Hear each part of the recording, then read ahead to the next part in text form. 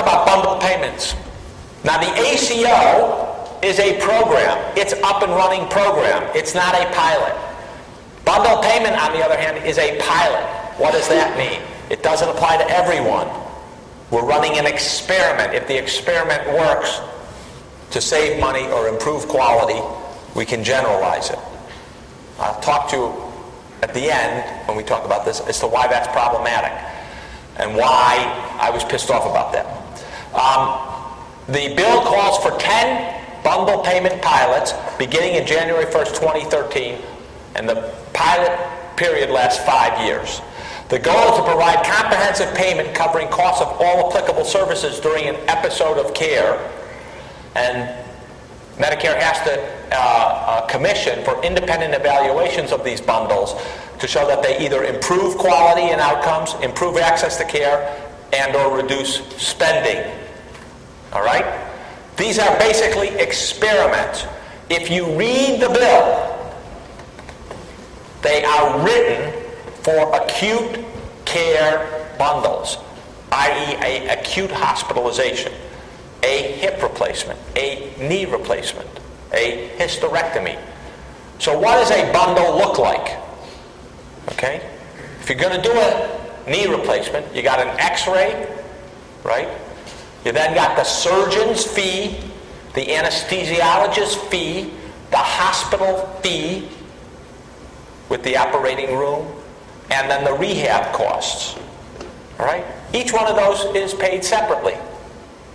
A bundle puts it all together and says, all right, the price is $22,500.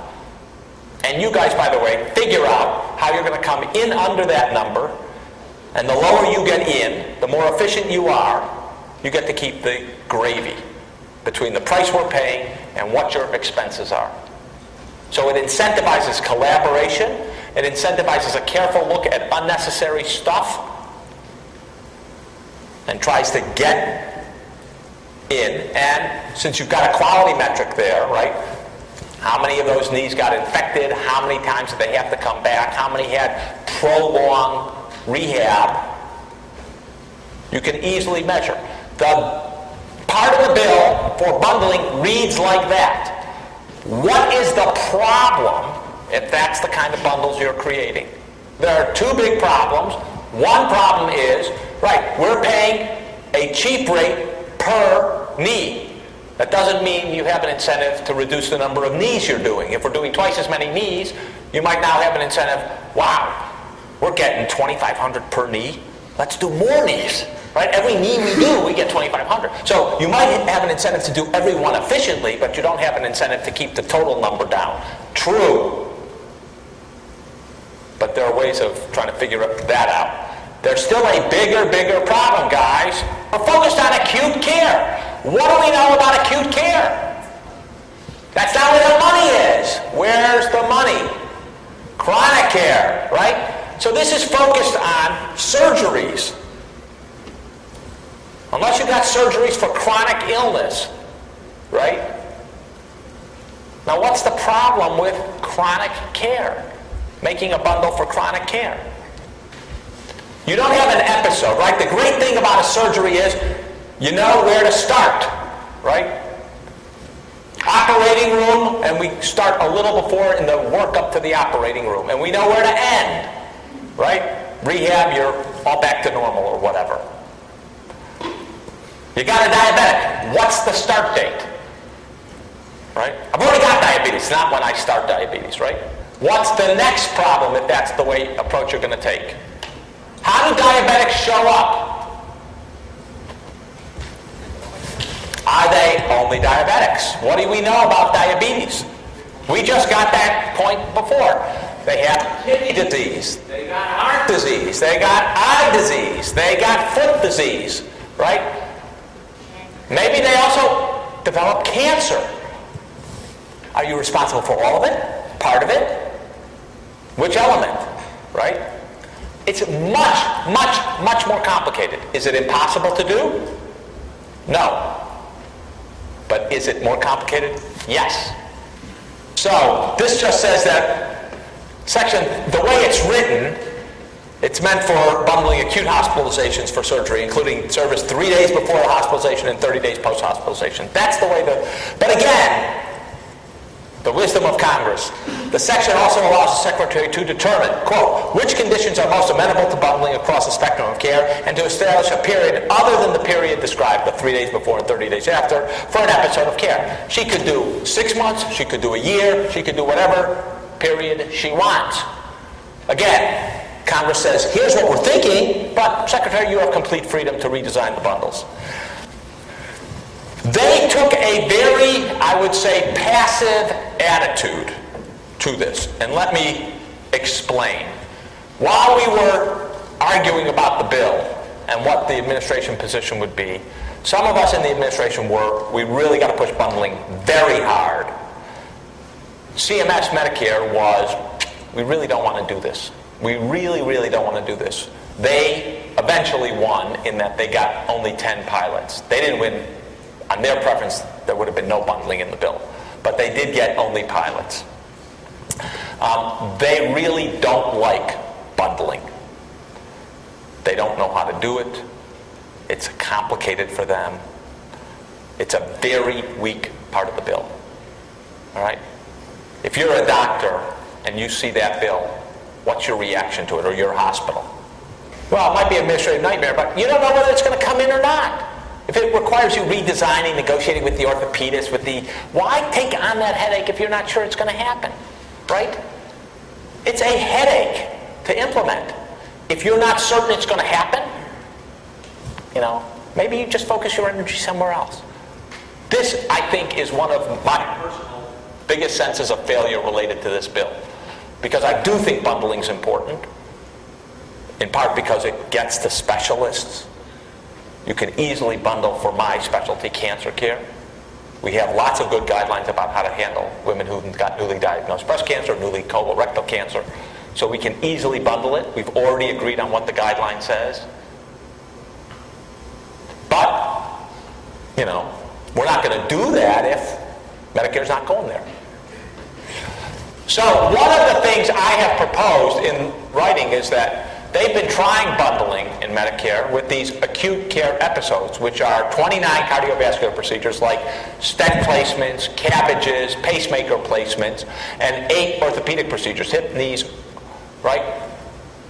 They've already got experience with this. And by the way, CBO looked at this and they declared, there's savings here and there's improved quality here. Not definitive, but this actually does seem to work because, as someone pointed out back there, you can set the price and you can dial the price down to guarantee you have savings.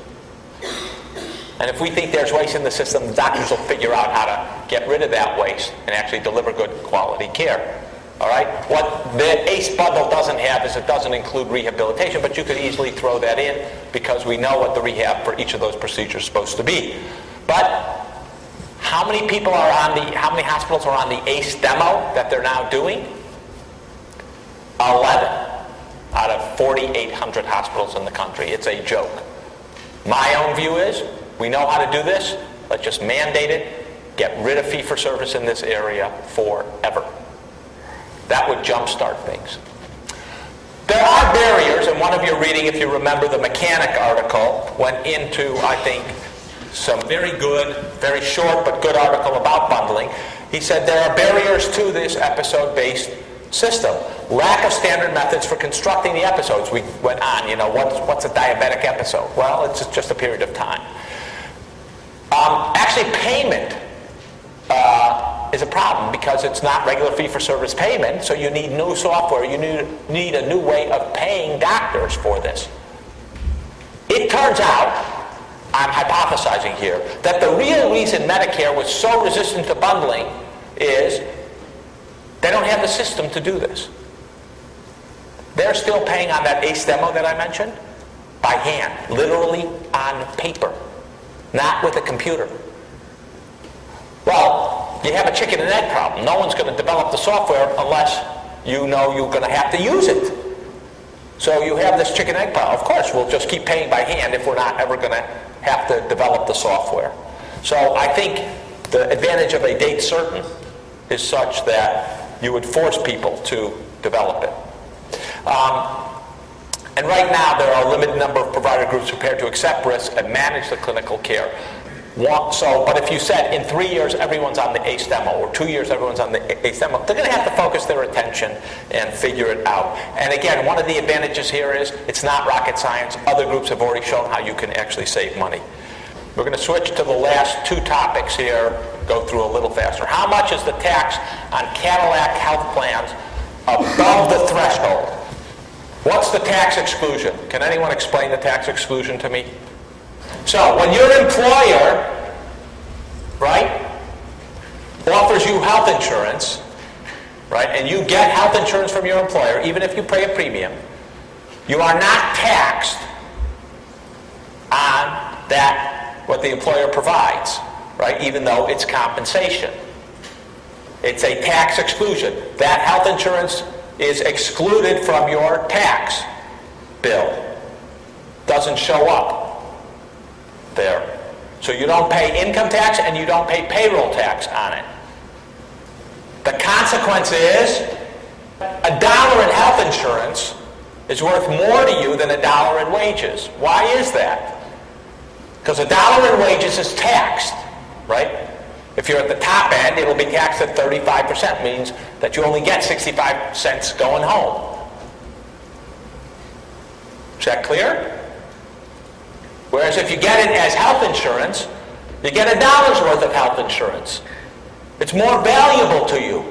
And the consequence is you want more and more health insurance, and your wages stay steady.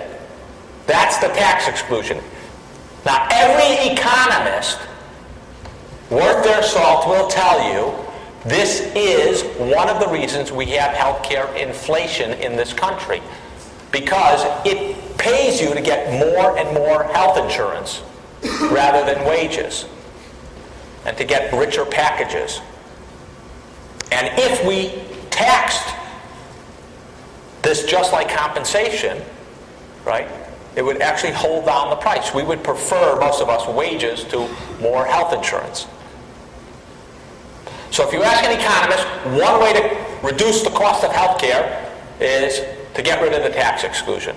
Every single economist, conservative, liberal, they all agree. During the election, who proposed such a ridiculous idea? John McCain. Who opposed it? Barack Obama. Why did he oppose it?